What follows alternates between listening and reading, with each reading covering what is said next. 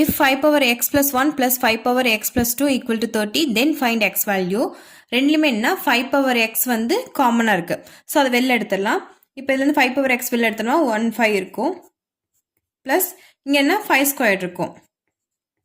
Equal to 30. Next ஸ்டெப்பில் 5 power x. Okay, இதை வந்து ஆட் பண்ணிக்கலாம். 5 ஸ்கொயர்னா 25. 5 into 5 25. So 25 plus 5 30 equal to 30.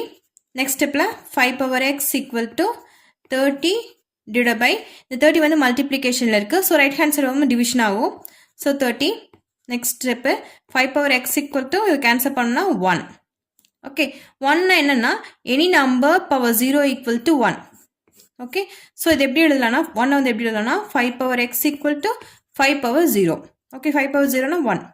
இப்போ வந்து பேஸ் வந்து சேமாக இருக்கனால பவர்ஸையும் ஈக்குவல் பண்ணிக்கலாம். therefore x equal to 0.